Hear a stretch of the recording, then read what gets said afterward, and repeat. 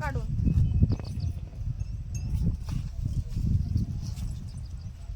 नमस्कार सर्वांना. आता झालेली माझ्या बहिणीच्या घरची सकाळ आणि आम्ही एवढे सारे कांदे म्हणायची गरज नाही चिरून टाकले. तर मग तुझ्या घरची सकाळ माझ्या घरची असते होती तर जरा घर वेगळं असतं. घर असते तुझं माझं घर नसते बाई. रान असते. कांदे पातीला होते चिरले तर ती झाल्या का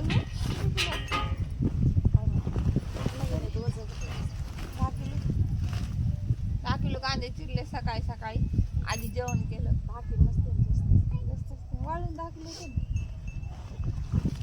आणि गौरी कुठे फिरायला लागलात? शंभूकडे गेलताव का? आमच्या पोरी आणवानी फिरायला लागल्या दोघी जण मस्त. आणि इकडं गाय आणि इकडं गायचं वासरू. न्यायच्या घरात आपल्या कुठे जायचं आपण आता ह्याच्यानंतर?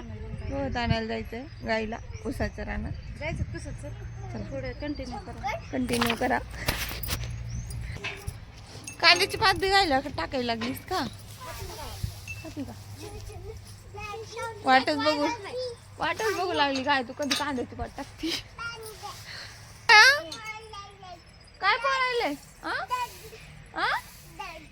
काय चड्डी घालायची? बरं ग बरं. मला गौरीच्या पप्पाला काय येतं शेवाय सुजीची इथं सांगतो तर आता मधात सुकलाय का तुला? मधात सुकलाय.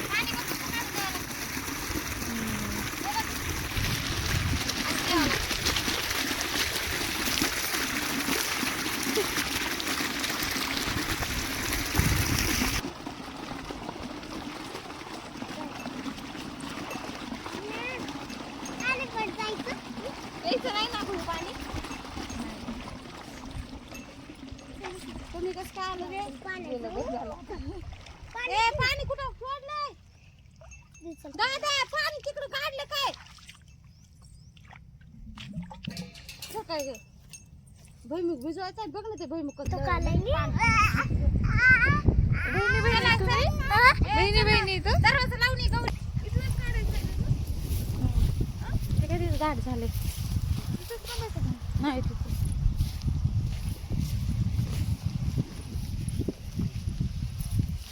लय दाट झाले. तणनाशक मारलं होतं पण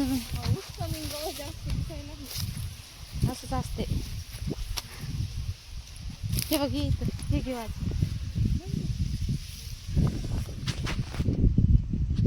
ये ना. काय म्हणते ते चिनी कम काय म्हणते तसं झालंय बघ. ऊस कमी गवत जास्त झाले. आहे का? खुरपावं लागेल ना त्याला सगळ्याला. येते ना मला काय काम. जाते ते असं रानो माळ फिरायला आवडते. घरात राहायला नको वाटतं. कटा येते लय बोर. मग काम आलं की जा. काय 4 भिंतीत राहिलं असं बोर होतंय नाही का? काय खाली जावं तर तेच वरी यावं तर तेच. असं जिकडं दिसन तिकडे फिरता यायला पाहिजे. आमच्या अपार्टमेंटला तर पाय घेऊन असतं. हा रात्री झोप लागते का? कशी लागती डोळे कच.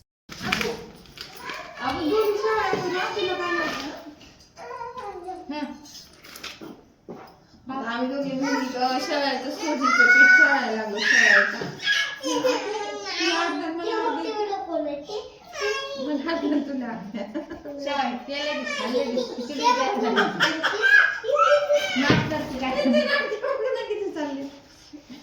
नाटक काय सोजी काढून लगेच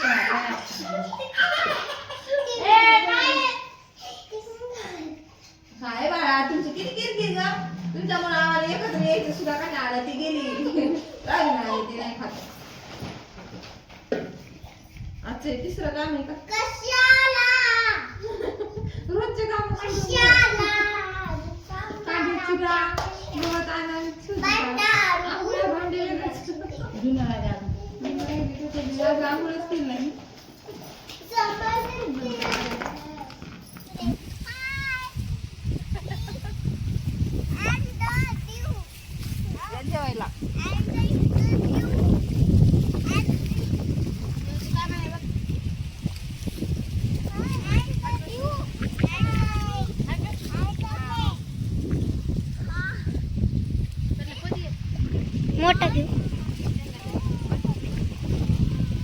टाकली होती आईनं दांडातच कपडे धुवायला आणि आम्ही उगा सुट्टीच्या दिवशी मग त्या दांडातलं पाणी घेऊन मिसाला आंघोळ घालायला असं तिघी जणी होतो ना आम्ही बी मग हसत हसत एवढी त्या कपडे धुवायच्या दांड्यावर आतून वरी निघले दमत निघले म्हणजे काय तर मजा झाली असेल. असे हसायले असं होतं, ते धुणं धुवायचं दांड्यावर. तिथे कोण पडली तरी त्या